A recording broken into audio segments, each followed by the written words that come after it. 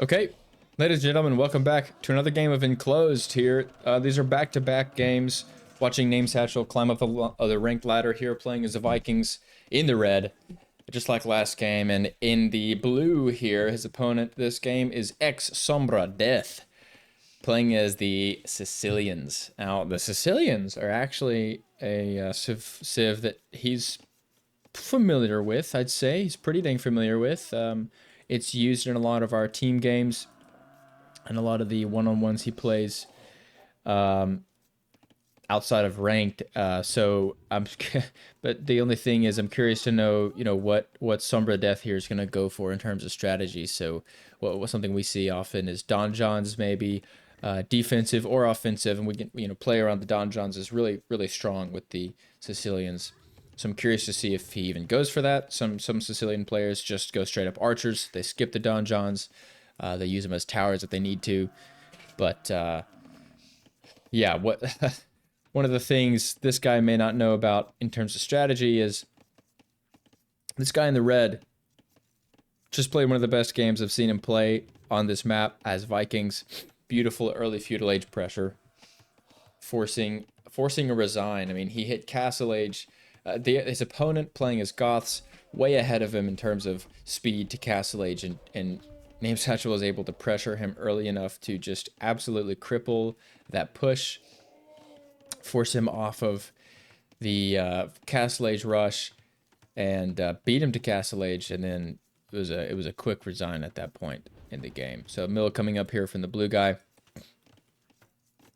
Mill and mining camp, as we saw last game, coming up from the red guy. They're going to pick up their bison, buffalo, and begin to push deer. Curious to know if blue's going to even worry about pushing deer this game. So far, looks like he may not care too much about that.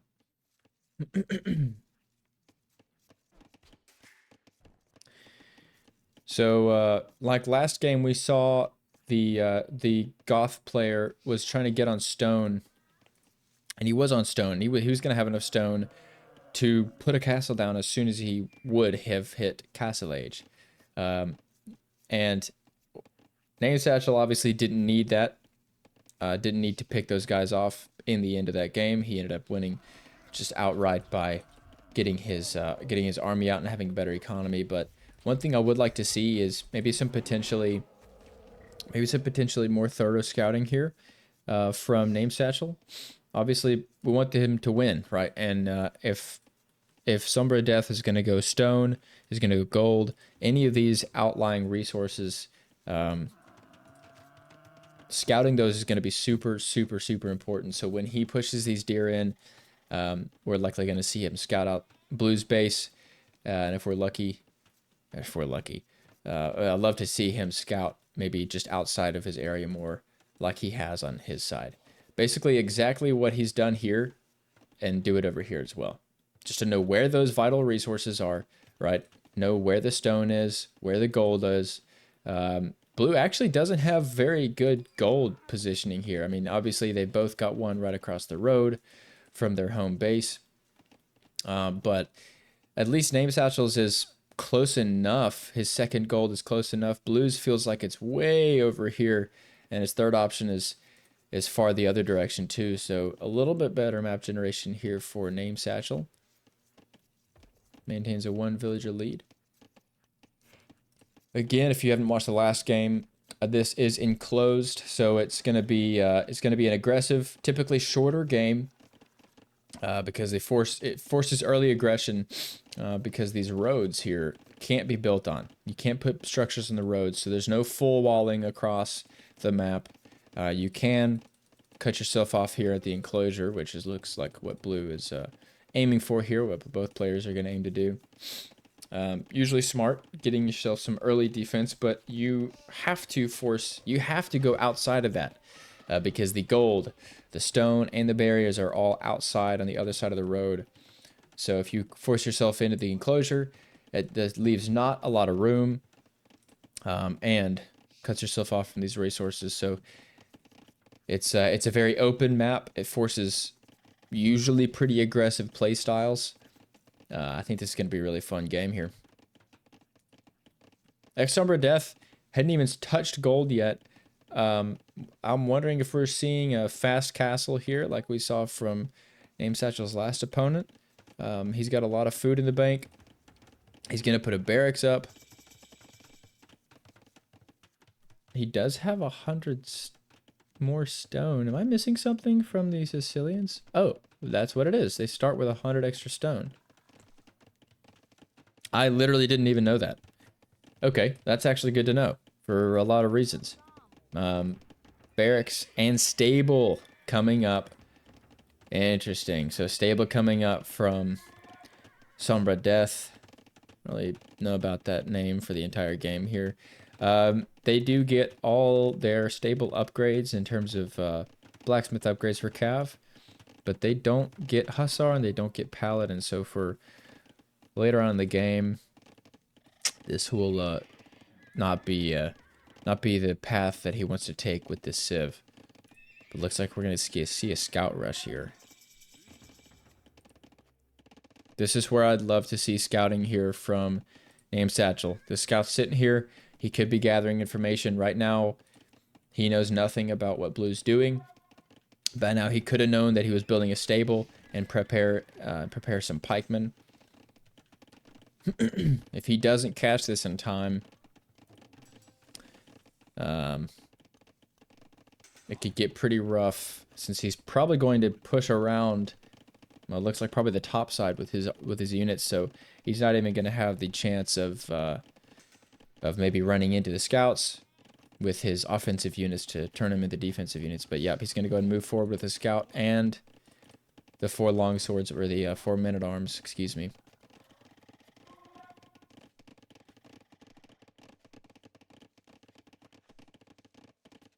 Both players pretty efficient eco right now. Sombra Death pretty heavy on wood. I'm assuming this is out of a necessity for farms as he's going scouts. But he's going 4 and stopping at that. He's going to pick up foraging for his scouts. But yeah, looks like another farm coming out. We can expect more there from the Sicilian player here in the blue. Sombra Death getting housed. Not putting a house down yet. That's going to hurt a little bit. Market and a house. A couple of houses coming down. There we go. Okay, so that's going to be all Sombra Death needs for Castle Age. Barracks coming out from red in the back of his base here. Another thing you might like to see from NameSatchel doing his strategy is put your second barracks like up here, you know? Put it up more aggressive. If you're playing aggressive, you're not having to play defense, then make him have to walk, you know, a third of the distance. I almost instinctively just selected these villagers and told them to go to the town center, but I'm not exactly playing this game here. Blue is gonna see nothing. I mean, he's not even gonna go up here to see if he can pick off some of these villagers. Pike's gonna come out for red. Try to move your units back. You don't want them to get caught. I'd say that's actually a pretty good trade. He's forcing some really good distraction here from blue. Playing defense by playing offense. If you can pick off one of the scouts, one more scout down, and blue is just looks like he's paying attention up here and not down south because he's losing villagers right under the town center. This is really, really big value from this push from red. He's going to force the scouts out of his base. Really well done there from red. NameSatchel getting a ton of value with these units. That is 6 villager kills. Of course, blue able to pick off... Sorry. Am I missing something? Oh, KD. Okay, 2 villager kills. Whoops. At this point, these guys are going to kill the rest of the scouts. No more military NQ for blue at the moment. But red getting a lot of value out of these guys, I think. He's going to force some idle eco. He might be able to kill these villagers. Well, what am I talking about? He's not going to be able to kill all these villagers. But he will be able to I'm just gonna shut up. He's not actually accomplishing anything with these guys right now. He might be able to break down the donjon. The scout's gonna come in and be able to clean up at least those two guys. NameSatchel's not gonna bother killing the scout, as he will continue to trickle units in. So a couple scouts on the field from blue. Lots of wood in the bank for blue. Again, really efficient economy from red. We're probably going to see a lot more farms come out with the overflow of wood. And this is a lot of military units on the field that blue doesn't have. Again, I mean, this is looking just like last game. Red saw that. Can I click on this, please? Red actually saw this, but he's not going to... I don't know if he saw them move. He did. The villagers walked right past his guys to those far berries. But I don't know if he actually noticed when they did move. Still more military coming out from red. He's going to go ahead and pick up foraging. That's crucial.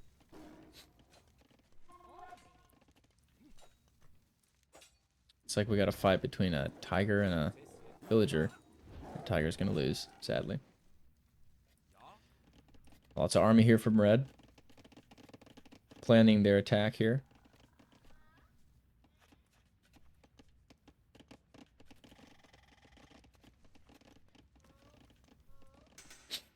This is a lot of units to micro. There's a lot of stuff going on.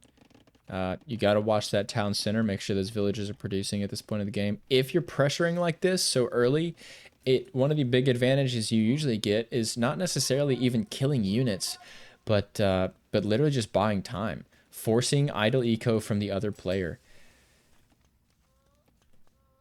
Blue going to start... Oh, no, he did pick up fletching. So fletching for his towers is going to come in. Smart move from blue, but, I mean, look at the army here. Sergeants are going to try to come out. But this is so much army from the Vikings. These units are going to die. And if they surround this donjon, they would easily be able to take it out. Watch the town center fire. You got to watch those units. Oh, goodness. Pikemen, these guys were brave. I mean, they were like, we're not messing around here. We're going to kill these guys. We're going to kill these fools. Donjon absolutely going to go down. This isn't looking good for blue. This is really not looking good for blue.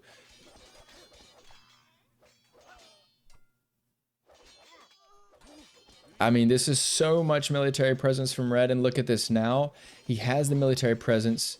He has a little bit of a villager lead, and he's able to just sit back and boom his eco. Wait till he gets up to Castle Age. There it is. Like I said, clicks up to Castle Age. I mean, at this point in the game, why not just walk into the town center? You know, I gotta wonder. I don't know what the number is. This is 20 men-at-arms with their upgrades. I got a feeling that they'd be able to take out that town center with ease. The market goes down like it's nothing. Blue's gonna move to the other villager, so the other forager bush. He's going to try to queue up a bunch of scout cav. But this stable's going to go down before all these are going to be able to be made. He's got 2 in the queue. Blue's got to cancel these guys before the building goes down. Unless NameSatchel decides not to take it out. Nah, he's going to decide to take it out. Look at this. This movement from the pikes really just forcing blue to stay behind, stay within range of his town center. Oh my goodness, I don't know if blue was able to cancel those pikes in time. This is a lot of lost food for blue. I mean, it's just building after building, after unit going down in red, deciding whether or not to go in for the kill. NameSatchel is going to be able to click up to long swordsman. Blue's going to play for a defensive donjon. This is a smart move here, but I mean, this guy's got to be looking at the score difference here and thinking, shoot, like, what's the answer here? Look, like I was saying, blue's on stone.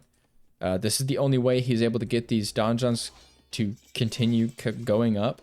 What am I saying? This is the only way he's able to keep putting up those donjons as defensive towers. So if red was scouting out here, he'd be able to pick those guys off, seal the deal here. And I mean, honestly, if blue doesn't have stone, I don't know that he has much reason to continue the game. But he is up to Castle Age here in about 2 minutes. He's going to be able to make sergeants. I just don't know what the answer for blue is. He went into stable techs. He went for cavalry. That didn't work, and now it's definitely not going to work because red knows about it. He's going to have better units now that he's going to have longswordsmen with iron casting in, gambesons to help with the pierce armor against the towers in the town center. This is looking like a really strong map for NameSatchel right now. I mean, this is looking so good. He's looked really good in both these games. This is such a massive score difference. I mean, I've been in the situation here from this blue player. I mean, Sombra Death, I gotta hand it to you for sticking it out, getting up to Castle Age, getting your eco upgrades. I mean, he's trying. But I've been in this position before, right? Just early pressure that absolutely cripples you, forces you to over gold, to make some poor economy decisions. You're way behind, and now you're looking at the score and you're thinking, how in the world do I come back from this? But he's going to go for it. He's up to Castle Age. Curious to see what next upgrade we see come in, with the direction he takes.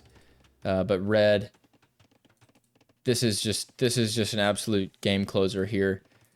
Coming up with double siege workshop and a monastery. I mean, he's here to absolutely end this guy's career. I will say double siege workshop with 13 on wood and 13 on farms. This is a lot of wood you're spending.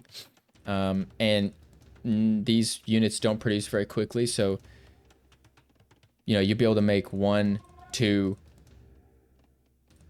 I mean, I'm being critical just to be critical at this point. My point is you're spending a lot of wood on the buildings, but that's 200 wood that you'd be able to be producing another unit out of this with. 2 siege workshops with this much farming eco and only about 13 villas on wood is a little bit overkill. But only because you can't, literally only because you can't constantly be producing out of both of them. There's nothing wrong with having it, but if you're wanting to be uber efficient, right? Now you've got 2 siege workshops, and neither of them are working. House is going to come in to help out with the unit cap, now that NameSatchel's producing like an absolute baller. Monk's going to come in, presumably to just help with the healing, but I mean, look at this. Castle's going to come up from blue, and now you've got problems for red. Not necessarily defensive problems, right? You're not being pressured, but you've either got to mega boom to Imperial Age, get Trebs out, or just go now, right? Beat this guy to Imperial Age, beat him with economy in the long game, or make the decision now to just go, because he's got a castle up, he's got the donjon. I mean, look at this. Without murder hulls, you know, NameSatchel would be able to take out the donjon, he'd be able to take out the town center, and honestly, with the units he has, easily be able to take out the castle. This is only 7 sergeants here in defense from Sombra Death, so it's not like he has a lot of units to defend with anyway. Military production has ceased, and look, there's the decision. Imperial Age going to come out for NameSatchel. I don't hate this. I genuinely, I think he could probably pretty easily win the game at this point with the units on the field that he has. 2 rams and lots of longswordsmen with upgrades, and monks just to top it off. I genuinely think he could win the game with this, but you've got to make the decision, right? You can't just sit back and not really know what to do. You've got to either continue to produce and just push, or sit back, get up to Imperial Age, boom, bigger than your opponent because you know you have that massive economy lead now that you've had so much pressure on him. Cripple the outsides. I mean, I like this. I really like this. You may as well, it's the conservative decision. You can play along the outside of Blue's base because you know that's where all his gold is. If Blue doesn't have gold, I mean, it's not looking good for him. Not like he's got a lot on gold to begin with. Another donjon coming out in blue. More battering rams. And this is part of what I mean. when you're thinking about so many things, you might just click on one siege workshop and throw 2 rams in it when you could have 2 coming out right now. Here we go. The push is going to come in from red. Blue's going to defend with his 9 sergeants, with more on the way, but these are the only, the villagers and sergeants is the only answer he has to what red's got coming into his base right now. The rams and the units gonna attack the town center. It's at half health. 1 rams goes down. 2 rams go down. Ooh, 3 rams go down, and 2 Hands of Swordsman is on the way, but these guys probably won't survive long enough to make it there. This is 10 sergeants and 8 of these long swordsmen with the help of town center fire. Red's gonna have to move back.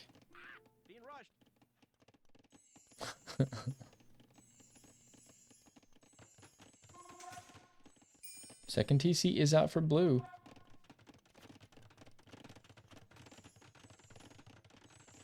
So red is up to Imperial Age. I mean, he's way ahead of him in terms of technology, but the villager lead isn't that insane. Economy upgrade's gonna come out, but like, okay, so second town center gonna come out from red. At this point, whoa, sorry, 3 town centers for blue. I didn't notice that. So at this point, with the food economy, blue would easily be able to catch up to red. Oh, but this is where it gets really dangerous for blue. This is Imperial Age technologies coming in for red. 2-handed swordsmen they just are so beefy. They got a lot of health with the Viking 20% health buff, and they got a lot of damage, and they got a lot of armor. It's just not a good time for anybody trying to fight these guys. I say skip the rest of the siege. I say get a castle up, get a treb, and just sweep crawl the rest of his base with the units you have. Get the 2-handed swordsman out. Put some barracks over here. I mean, you're on stone. This is the right decision.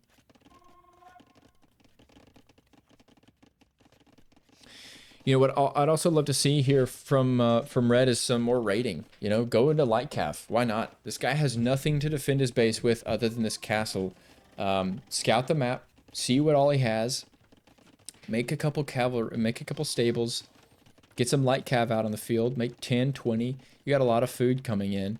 Make a lot more farms, you know, and get some raiding going. It's so easy. Or even berserks, honestly, with the castle you're no doubt about to make. Like, get some scout cav out there. Just get them to raid the extraneous, extraneous, is that the right word? I don't know if that's the word I'm looking for. The resources that are on the edge of the map. Get him to raid that. He has no defense for that. You know, I'd love to see some raiding here from red, but he's gonna go for a second TC. Be able to keep up with this villager production from blue, who's now almost caught up in terms of vill count. He's gonna keep producing sergeants, but these guys are just not gonna be enough. They're just not. I mean, I'm having to keep in mind this is a lot of things going well for blue, a lot of things he's doing well in terms of economy, but like, if this is the only military you have to fight against these guys in the unit production that red has going right now, you're gonna need more than that. Red gonna push up with this. Champion gonna come in. I mean, this is gonna be ugly. The monks are gonna be able to convert if red's playing those.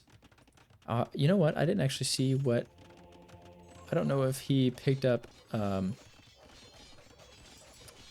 I forgot what the name of the tech is now, but the name of the monk tech that allows them to group convert and only use 1 charge. If he has that, he doesn't have to micro converting these sergeants, and that's just gonna be an absolute pain for blue to deal with. Blue, who has continued unit production, he's now got 4 TCs. Still trying to keep up. Red on 3 now, though. With a much bigger and more efficient economy.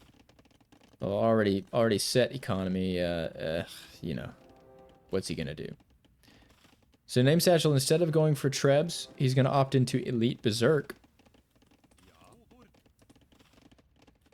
That's an expensive upgrade for another military unit outside of champions. And you just spent so much on champions at this point. I'd advise just sticking with champions. I mean, you're already fully teched into it.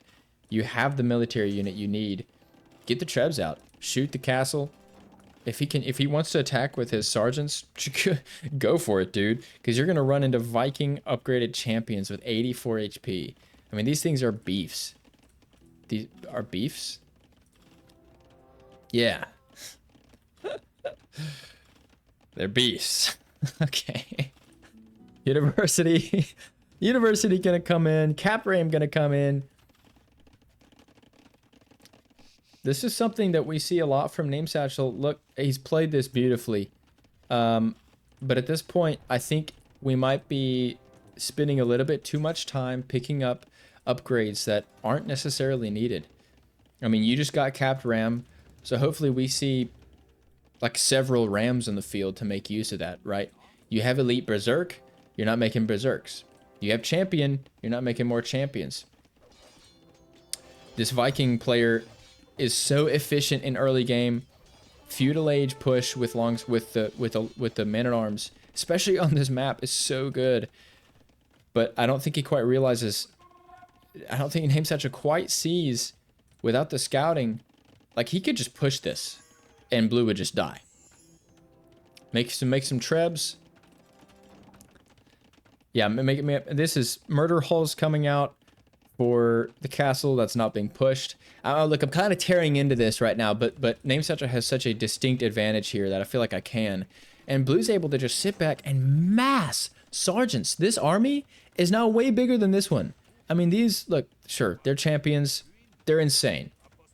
But I don't know how this fight goes. 34 against 18 champions. Okay, 20, so 30, something like 23 champions. More on the way now, but now the Treb comes out. I mean, we're 47 minutes into the game where NameSatchel had double score lead over this guy 20 minutes ago, and blue has time to pick up handcart, right? Like, that's my point. Red absolutely dominating. There's no doubt about it, but I think this game could have been a lot shorter. But I think I'm being overcritical. I mean, good grief, this is 5 TCs now from blue. He has surpassed red now in town center count. Sorry, in villager count. And he's going to continue to surpass him. Red's going to go ahead and push this. The Trebs are out. The fight's going to be taken. The monks are backing off. This is a huge fight. I mean, the sergeants are just crushing. These champions are so strong. But the sergeant's number, there's just too many of them. They're going to win that fight. And now red has no army. Now he's going to put the barracks up. Monks are going to try to get conversions in. The berserks are going to run in, but these guys don't have a lot of armor. These marks are going to go down. Chubbies has no defense outside of the castle fire. You know what? Red does have murder hulls, so they're going to be able to hurt, right? But if blue wants to just dive, he will be able to kill each of these Trebs. It looks like that's what he's going to try to do. Blue's just going to repair that castle. Castle will stay up.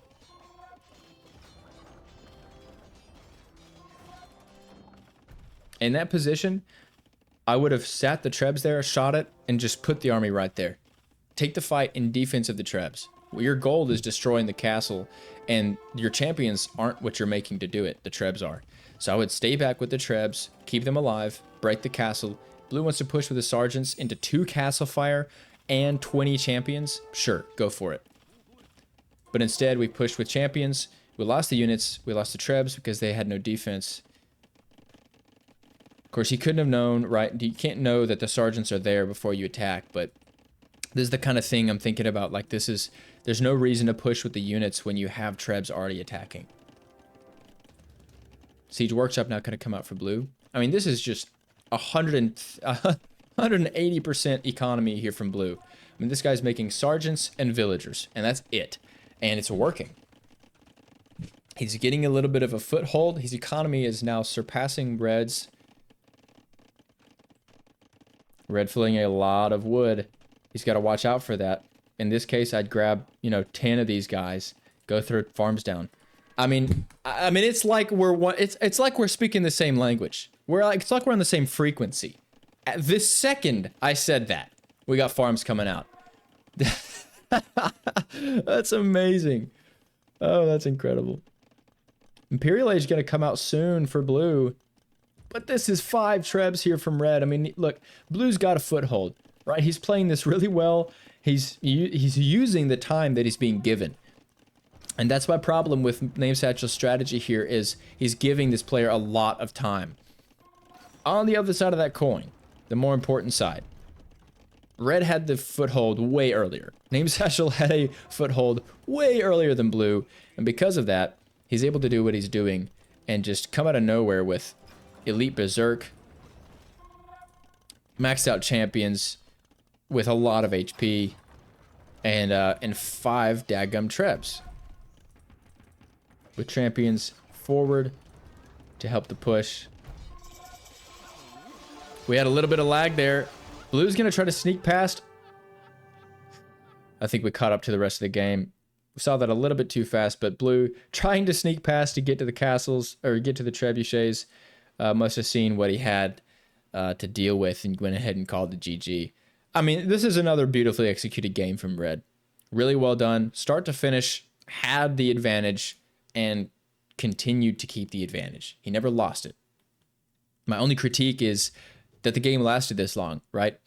As soon as you have a castle, you can put a treb out and just start shooting the castle. Start shooting blue's castle with yours, or with your treb, and the second treb, and then the 4th and 5th you made, right? And don't even push with your units, because if you do what you do here, blue has to move forward, and then we saw what just happened there. He's under castle fire, he sees the units, and he calls the GG. Another beautiful game here from red. I got to give props here to X Sombra Death. I mean, this guy came out here with 5 town centers. This guy was playing to survive. 105 villagers by the end of that game. But this just not quite enough military. He didn't really have an answer for what red was creating in the end there. And absolute domination here from another game from the Vikings player. GG's.